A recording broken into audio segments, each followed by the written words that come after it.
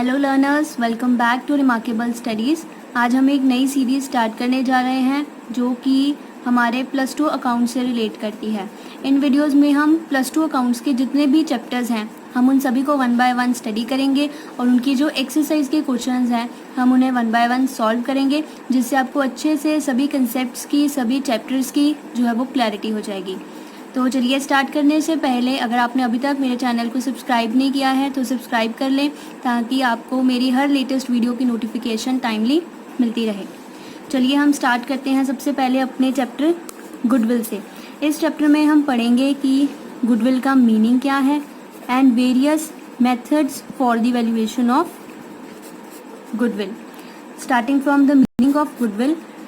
एक लेमैन की लैंग्वेज में गुडविल क्या है? गुडविल किसी भी बिजनेस की रेपुटेशन होती है। आपने ध्यान दिया होगा, जब भी हम बैलेंस शीट बनाते हैं तब हमारे पास एक साइड होती है लायबिलिटीज़ की और एक एसेट्स की। हम गुडविल को हमेशा एसेट साइड पर जो है वो शो करते हैं। गुडविल को वैल्यू करना, कितने सारे रीजंस हैं जिनकी वजह से हमें गुडविल को वैल्यू करना पड़ता है। फॉर एग्जांपल, अगर मैंने अपना बिजनेस सोल्ड करना है तो मेरे को गुडविल को वैल्यू करना पड़ेगा। अगर नया पार्टनर फॉर्म में आ रहा है तो गुडविल को वैल्यू करना पड़ेगा। रिटायरमेंट के टाइम, डेथ के टाइम किसी भी पार्टनर की, या फिर जब हमारी जो फर्म है वो डिज़ोल्व हो गई है, तब भी हमें जो गुडविल है वो कैलकुलेट करनी ज़रूरी है। गुडविल एक इनटेंजिबल एसेट है जिसको ना ही हम देख सकते हैं और ना ही हम इसको टच कर सकते हैं। गुडविल को हम कितनी सारी एक्टिविटीज़ के थ्रू हम क्रिएट कर सकते हैं। For example, quality production, good relations with customers and integrity. Okay learners, next ये था हमारा मीनिंग ऑफ गुडविल। उसके बाद हम पढ़ते हैं various methods for the valuation of goodwill. Basically हमारे पास 3 मेथड्स हैं गुडविल को वैल्यूएट करने के। सबसे पहले है average profit method, then super profit method and in last we have capitalization method. सबसे पहले एवरेज प्रॉफिट मेथड में हमारे पास जो है वो फर्दर 2 मेथड्स आते हैं, simple average method and weighted average method. और कैपिटलाइजेशन मेथड में भी हमारे पास आगे 2 मेथड्स हैं, capitalization of simple profit method and capitalization of super profit method.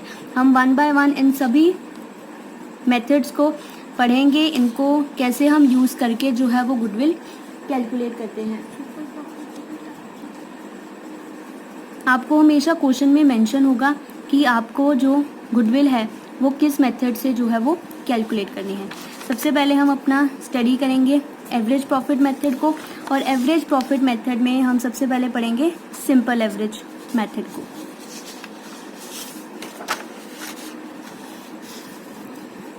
First है हमारा simple average method. Simple average में भी हम एवरेज प्रॉफिट मेथड है सबसे पहले हमारा, और उसमें हम सिंपल एवरेज प्रॉफिट मेथड को पढ़ने जा रहे हैं। सिंपल एवरेज मेथड में गुडविल को हम कैलकुलेट करते हैं by using average profits. Average profits की हेल्प से हम इसमें गुडविल को कैलकुलेट करते हैं। इसमें हमारे पास कुछ स्टेप्स हैं जो हमने सीक्वेंस में ही फॉलो करने हैं गुडविल को कैलकुलेट करने के लिए। 1 बाय 1 हम उन सभी स्टेप्स को पढ़ते हैं। फर्स्ट स्टेप है हमारे पास calculation of normal profit. Normal profit बहुत इंपॉर्टेंट पॉइंट है गुडविल कैलकुलेट करने में। नॉर्मल प्रॉफिट को पढ़ने से पहले आपको इसमें एबनॉर्मल आइटम्स के बारे में पता होना बहुत ज़रूरी है, क्योंकि एबनॉर्मल आइटम्स को हमने इनमें एडजस्ट करना होता है। Now what are abnormal items? Abnormal items होती हैं वो ट्रांजैक्शंस जो मेरे नॉर्मल कोर्स ऑफ बिजनेस से रिलेट नहीं करती, या वो ट्रांजैक्शंस या वो एक्टिविटीज़ जो बहुत ही इनफ्रीक्वेंट नेचर की होती हैं, जो रोज़ रोज़ मेरे बिजनेस में अक्कर नहीं होती, वो होती हैं हमारी एबनॉर्मल आइटम्स। एबनॉर्मल आइटम्स को हम 2 पार्ट्स में डिवाइड करते हैं। First is abnormal gains and second is abnormal losses. इन दोनों को हम प्रॉफिट एंड लॉस अकाउंट में शो करते हैं। मैं आपको फॉर्मेट बता देती हूँ। प्रॉफिट एंड लॉस अकाउंट है ये हमारा। हम एबनॉर्मल गेन्स मीन्स मेरी इनकम। जब भी हम प्रॉफिट एंड लॉस अकाउंट बनाते हैं तो हम इनको क्रेडिट साइड पर जो है वो शो करते हैं by abnormal gains. Losses means as are expense, इनको हम डेबिट साइड पर शो करते हैं, टू एबनॉर्मल लॉसेस। अब एबनॉर्मल गेन्स में हम लिखते हैं profit on sale of machinery या profit on sale of investment और प्रॉफिट ऑन और any kind of insurance claim receipt, ये आ जाते हैं। और इसी तरह से एबनॉर्मल लॉसेस में हम लिखते हैं loss on sale of machinery और loss on sale of investment. अब आपके माइंड में क्वेश्चन आ रहा होगा कि ये जो मैंने पॉइंट्स लिखे हैं ये तो सारे हमारे बिजनेस से रिलेट करते हैं, तो ये एबनॉर्मल कैसे है? चलिए मैं आपको एक एग्जांपल से बताती हूँ। सपोज़ कर लीजिए कि मेरी एक टॉय फैक्ट्री है, टॉयज़ बनाती हूँ मैं। तो मेरी फैक्ट्री में जो टॉयज़ बनेंगे उनको सेल करने से, सेल ऑफ टॉयज़ या प्रोडक्शन ऑफ टॉयज़ को सेल करने के से और जो प्रोड्यूस करने से रिलेटेड एक्टिविटीज़ होंगी वो मेरी सारे नॉर्मल कोर्स की एक्टिविटीज़ होंगी, मीन्स मेरा नॉर्मल कोर्स ऑफ बिजनेस होगा। टॉयज़ को बेचने से या प्रोड्यूस करने में जो खर्चे या इनकम हो रही है वो मेरी रियल इनकम मानी जाएगी।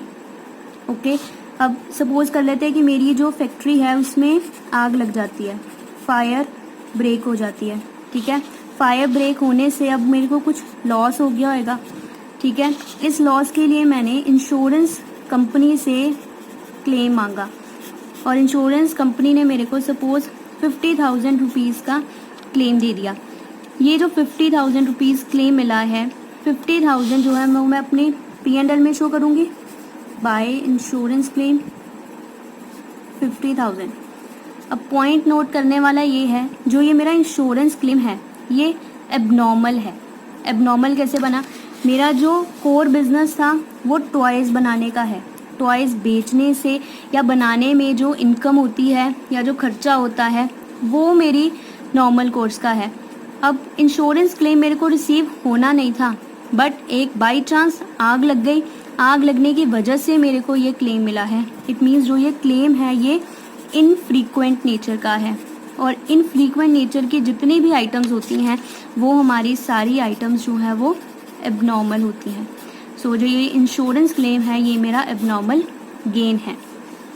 ओके लर्नर्स, आई होप अब आपको एबनॉर्मल गेन का कंसेप्ट जो है वो अब आपको अच्छे से समझ लग गया होगा। इसी तरह से एक और एग्जांपल ले लेते हैं, profit on sale of machinery. इसको भी हमने जो है वो एबनॉर्मल आइटम्स की कैटेगरी में लिखा है। अब इसी एग्जांपल को लेते हैं, टॉय फैक्ट्री है मेरी, टॉयज़ को बेचने से जो मेरे को इनकम हो रही है वही मेरी नॉर्मल इनकम मानी जाएगी। अब जो जिस मशीन से मैं टॉयज़ बना रही हूँ मैंने उसी मशीन को बेच दिया। अब मैं मशीन रोज़ रोज़ नहीं बेचूंगी, 4 साल 5 साल यूज़ करने के बाद जब वो कम्प्लीटली ऑब्सोलीट हो जाएगी उसके बाद मैं अपनी जो मशीन है उसको बेचूंगी। तो मशीन बेचना भी जो है वो मेरा इनफ्रीक्वेंट नेचर की आइटम है, जिसकी वजह से हमने इसको एबनॉर्मल आइटम्स में लिखा है। अगर उस पर प्रॉफिट हो रहा है तो वो एबनॉर्मल गेन है, अगर उसके ऊपर हमें लॉस हो रहा है तो हमें उसमें एबनॉर्मल लॉस की कैटेगरी में आ जाएगा। ओके लर्नर्स, आई होप अब आपको एबनॉर्मल आइटम्स के बारे में पूरी जो है वो नॉलेज हो गई होगी कि ये क्या होती हैं। अब हम इनको एडजस्ट कैसे करते हैं, देखिए सबसे पहले नॉर्मल प्रॉफिट में सबसे पहले हम प्रॉफिट लेते हैं। अपना प्रॉफिट लिया, ये हमें हमेशा हमारे क्वेश्चन में गिवन होगा कि हमारा जो प्रॉफिट है वो कितना है। ठीक है, उसके बाद हम एडजस्ट करते हैं अपनी एबनॉर्मल आइटम्स को। अब देखिए प्रॉफिट एंड लॉस में हम लिखते हैं अपनी एबनॉर्मल आइटम्स को। जब हमने प्रॉफिट कैलकुलेट किया होगा तब हमने एबनॉर्मल गेन्स को ऐड किया होगा, और हमारा जो लॉस है हमने उसको एबनॉर्मल लॉस है, हमने उसको माइनस किया होगा। हमें जो नॉर्मल प्रॉफिट चाहिए होता है, normal profit means real profit, actual profit जो मेरे सिर्फ कोर बिजनेस से ही रिलेट करता है। हमें जो ये नॉर्मल प्रॉफिट चाहिए ये मेरे को इन एबनॉर्मल आइटम से पहले का चाहिए। तो इसका मतलब हमने जो ये प्रॉफिट में आइटम्स को इंक्लूड किया हुआ है, हमें इन्हें प्रॉफिट में से बाहर निकालना पड़ेगा। तो इन्हें बाहर निकालने के लिए हम क्या करेंगे, इनका रिवर्स इफेक्ट डालेंगे। जैसे एबनॉर्मल गेन को मैंने ऐड किया हुआ है अपने प्रॉफिट में, इसको ख़त्म करने के लिए हम इसका रिवर्स इफेक्ट डालेंगे, हम इनको माइनस कर देंगे, माइनस एबनॉर्मल गेन। इसी तरह से लॉसेज है हमारे पास, एबनॉर्मल लॉसेज को मैंने माइनस किया हुआ है P&L में, मैं इसको क्या करूँगी, इसका रिवर्स इफेक्ट में हम इसको ऐड कर देंगे, प्लस एबनॉर्मल लॉसेज। तो इनका उल्टा इफेक्ट डालने से हमारे पास हमारा रियल प्रॉफिट आ जाएगा जितना हमें चाहिए। ओके, उसके बाद देखिए हम इसमें से माइनस करते हैं, minus business expenditure yet to be debited. वो बिजनेस एक्सपेंडिचर जो अभी हमारा डेबिट करने वाला रहता है। प्रॉफिट एंड लॉस में कितने सारे हम बिजनेस खर्चे डालते हैं, जैसे रेंट हो गया, सैलरीज हो गया, या फिर कोई हमारा पोस्टेज से रिलेटेड खर्चा है, टूर या रिपेयर्स हैं। वो खर्चा जो भी डालने वाला रहता है वो हम यहाँ से माइनस कर देंगे। है तो बिजनेस का ही खर्चा, हमें इसको एडजस्ट तो करना ही पड़ेगा।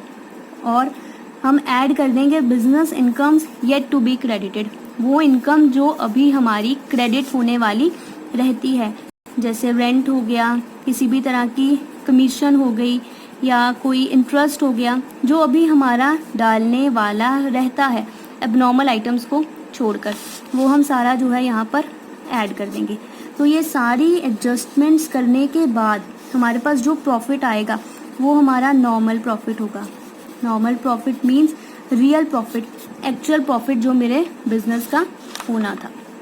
ओके, ये था हमारा फर्स्ट स्टेप। उसके बाद आता है हमारे पास second step, calculation of average profits. इसका formula total profits divided by number of years. Question में हमेशा आपको मेंशन होगा कि हमें एवरेज निकालने के लिए कितने ईयर्स का प्रॉफिट चाहिए, तो हम उन सभी ईयर्स का जो है वो नॉर्मल प्रॉफिट कैलकुलेट करेंगे।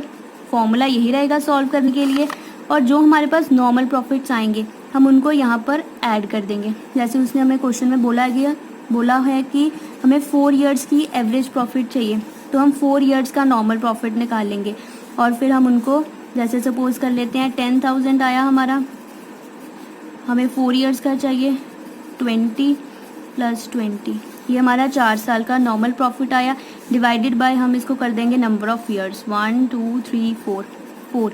तो जितना हमारा आंसर आएगा यहाँ पर वो हमारा होगा average profit. Okay, third step है इसमें हमारे पास कैलकुलेशन ऑफ गुडविल। गुडविल को कैसे कैलकुलेट करते हैं, इसमें हम करते हैं एवरेज प्रॉफिट, वो एवरेज प्रॉफिट जो हमने स्टेप 2 में कैलकुलेट किया है, कैलकुलेशन ऑफ एवरेज प्रॉफिट्स में, into number of years of purchase. ये हमेशा आपको क्वेश्चन में ही गिवन होगा कि हमें जो गुडविल निकालनी है वो कितने ईयर्स ऑफ परचेज की निकालनी है। ये आपको कभी भी कैलकुलेट नहीं करना है, हमेशा आपको क्वेश्चन में जो है ये गिवन होगा। तो सिंपल, अगर हमारी जो गुडविल है वो एवरेज प्रॉफिट हमारा 20,000 आया है, सपोज कर लेते हैं, और नंबर ऑफ ईयर्स परचेज उसने हमें क्वेश्चन में दिए हैं 2 ईयर्स ऑफ परचेज, तो 20 × 2 40,000 रुपीज़ जो है वो हमारी गुडविल की वैल्यू आई है। बस यहाँ पर हमारी इस मेथड से गुडविल कैलकुलेट हो जाएगी। स्टेप सिंपल है, सबसे पहले हमें नॉर्मल प्रॉफिट कैलकुलेट करना है। नॉर्मल प्रॉफिट का सिंपल सीक्वेंस है, आपको हमेशा क्वेश्चन में गिवन होगा एबनॉर्मल लॉस कितना है, गेन कितना है, और बिजनेस एक्सपेंडिचर या बिजनेस इनकम कितनी है। बस आपको उन्हें इन सीक्वेंस में जो है वो ठीक तरह से पुट करना है, क्या हमें प्लस करना है और क्या हमें माइनस करना है। नॉर्मल प्रॉफिट आ जाएगा, उसके बाद हम कैलकुलेट करेंगे इसमें एवरेज प्रॉफिट्स, और एवरेज प्रॉफिट के बाद हम यहाँ से अपनी गुडविल कैलकुलेट करेंगे, और हमारे पास जो हमारी गुडविल है वो आ जाएगी। Simple question. चलिए आपको इसको मैं एक क्वेश्चन से सॉल्व करके बताती हूँ, जिससे आपको अच्छे से क्लैरिटी हो जाएगी कि हम गुडविल को कैसे कैलकुलेट करते हैं। देखिए, क्वेश्चन में हमें गिवन है कि goodwill is to be valued at 3 years of purchase of 4 years average profit. 3 years of purchase जो हमें स्टेप 3 में चाहिए, लास्ट में गुडविल के time number of years of purchase, ये हमें वो 3 ईयर्स जो है वो गिवन है, 3 years of purchase of 4 years average profit. Average profit जो है वो हमें 4 ईयर्स का कैलकुलेट करना है, जो हमें सेकेंड स्टेप में कैलकुलेट करना है। एवरेज प्रॉफिट 4 ईयर्स का है और 3 ईयर्स ऑफ परचेज है जो हमें स्टेप 3 में चाहिए एवरेज प्रॉफिट से मल्टीप्लाई करवाने के लिए। तो क्वेश्चन में हमें 4 प्रॉफिट्स गिवन है 4 ईयर्स के, 17, 18, 19 और 20 के। इस क्वेश्चन में हमें अबनॉर्मल आइटम से रिलेटेड कोई भी अमाउंट या ट्रांजैक्शन कुछ भी गिवन नहीं है। इसका मतलब जो हमारे पास प्रॉफिट है यही हमारा नॉर्मल प्रॉफिट है। सो स्टेप 1 में हम क्या करेंगे, क्या होता है हमारा कैलकुलेशन ऑफ नॉर्मल प्रॉफिट। सो हमें अबनॉर्मल आइटम्स की कोई इन्फॉर्मेशन नहीं है, इट मीन्स जो हमें प्रॉफिट गिवन है वही हमारा नॉर्मल प्रॉफिट है। नॉर्मल प्रॉफिट आ जाएगा हमारा 2017 का है हमारे पास 12, 2018 का हमें दिया हुआ है 18,000, 2019 का है हमारे पास 16,000 और 2020 का है 14,000। हम इन सभी को ऐड कर लेंगे। आप चाहे तो इसमें कैलकुलेटर की हेल्प भी ले सकते हैं। 12 + 8 + 16 + 14, ये हमारा आ गया टोटल 60,000 हमारा नॉर्मल प्रॉफिट। स्टेप 2 में हम क्या करते हैं, चलिए अब हम अपना स्टेप 2 सॉल्व करते हैं। स्टेप 2 में हम सॉल्व करते हैं कैलकुलेट करते हैं हम अपना एवरेज प्रॉफिट। एवरेज प्रॉफिट आएगा हमारे पास total profits divided by number of years. Total profit हमने अभी कैलकुलेट किया 60,000 divided by number of years, जितने साल का हमारे पास हमने एवरेज प्रॉफिट लिया है 12, 18, 16 और 14। 4 ईयर्स का है डिवाइडेड बाय 4, 60,000 डिवाइडेड बाय 4, ये आ गया हमारे पास 15,000। 15,000 इज़ आर एवरेज प्रॉफिट। अब चलते हैं स्टेप 3 की तरफ। स्टेप 3 में हम कैलकुलेट करते हैं अपनी गुडविल। इसका फॉर्मूला क्या है, average profit into number of years of purchase. Average profit अभी हमने कैलकुलेट किया 15,000 into number of years of purchase. ये मैंने आपको बताया अभी कि हमें क्वेश्चन में गिवन है कि हमने 3 ईयर्स ऑफ परचेज पर निकालना है, into 3। 15,000 into 3 is 45,000। So 45,000 is our value of goodwill और ये हमारा आंसर है। आई होप अब आपको जो है वो अच्छे से समझ लग गया होगा कि गुडविल का मीनिंग क्या है, इसके वेरियस मेथड्स क्या हैं और सिंपल एवरेज प्रॉफिट मेथड है उसको सॉल्व करने का क्या सीक्वेंस है। आपको हमेशा इसी सीक्वेंस को फॉलो करना है। सबसे पहले नॉर्मल प्रॉफिट्स कैलकुलेट करने हैं, उसमें एडजस्टमेंट जो करने वाली रहती है वो करनी है। Then we have to calculate average profits, then we calculate our goodwill. I hope अब आपको बेसिक जो गुडविल का ओवरव्यू है वो आपको अच्छे से समझ लग गया होगा। बाकी के क्वेश्चंस हम जो नेक्स्ट की वीडियोस हैं उनमें सॉल्व करेंगे। सो तब तक के लिए stay tune with our channel और सब्सक्राइब कर लीजिए ताकि आपको लेटेस्ट वीडियो की नोटिफिकेशन साथ साथ मिलती रहे और आप साथ साथ जो है अपनी रिवीजन करते रहें। Thank you.